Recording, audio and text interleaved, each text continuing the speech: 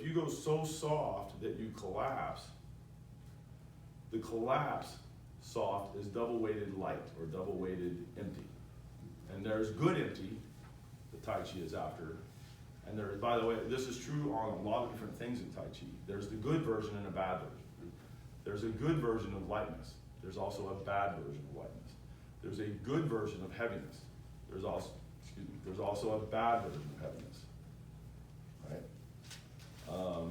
Anyways, all of that. So the most common, and so in your song, I don't want to be so soft that I collapse. That's double yin, double weighted air, double light, for lack of a better way to put this, double insubstantial, double weighted air. And if I go grrr, and I've got all this tension and all that, and then I am double weighted, not really quite heavy, but double weighted tense. Shouldn't be tension at all, right? But yet we know that our muscles do have to have some contraction and some things going on where there is some tensile strength involved in things, even though it's light, for lack of a better way to put it. If I'm going to the tense, so from soft and relaxed to tense, if I go to tension and try to push with that, then I am double weighted air tense, or double weighted heavy, or double weighted overly substantial, to double substantial, too much of that. And so I didn't balance it properly, and so it's an imbalance, and that imbalance is a double weighted air, double weighted tense. And so the most common double weighted air in Tai Chi is when you get two people and they're pushing, and rah, that's, in however form, rah, that's double weighted like crazy. And there are some key elements to double weighted air that will tell you that do seem to be consistent across the board, that are signs of double weighted air. Not signs for all of it, because it might not be true for like the up and down, which is still double weighted air stuff when you're too far.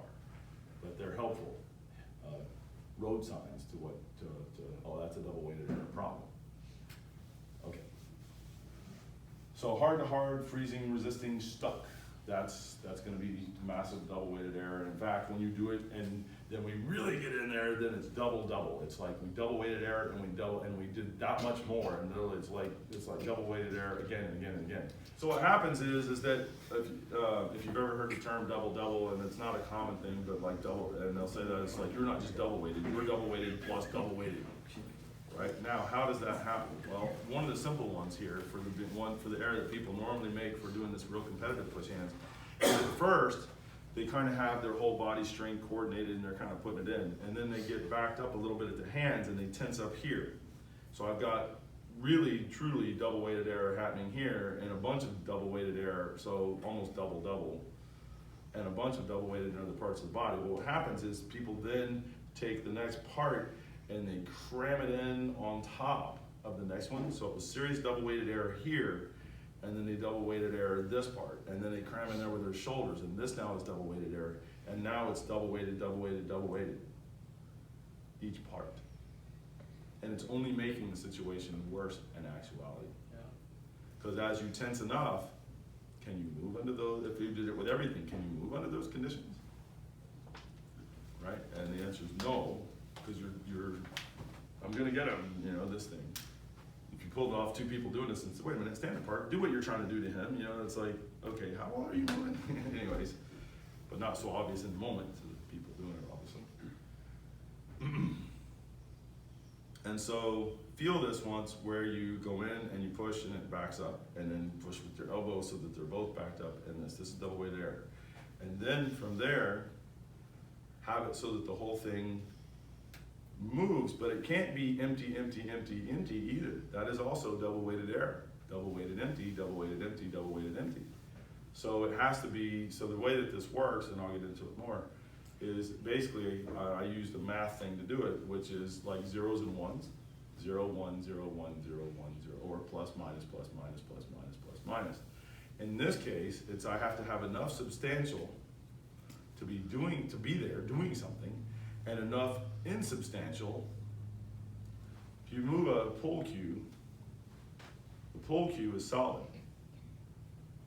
This is moving, and this is set up a condition for moving. If I grab a hold of the stick and try to push it, this stops it from going because I'm double weighted here. And even if I do this to hit the pull cue, you'll find there's a double weighted action happening there, mostly here, that doesn't allow it to move correctly in order to get that shot. You had to have the movement across the thing, and so you had this setting on a solid as a moving, so a plus and a minus, in order to get that shot. And then this had to also be rigid to hold on, if you were. And when I say rigid, I don't mean rigid like rigid, but substantial. And I had to have insubstantial here in order to provide the action. Doors, most doors, at the handle have the ability to move in a fixed part. Because if this is fixed, like when the door is locked, and that's fixed, now it's double weighted, which locks the door. This moves, this does not. The whole piece this is on moves on the hinges, which are attached to the solid wall. This is an appropriate distribution of weighting. Because anytime you get two of them that are solid together, it's solid, it doesn't move. It's not functional in the Tai Chi way, which is the yin and yang together. And then the balance of yin and yang, like I said, also another way to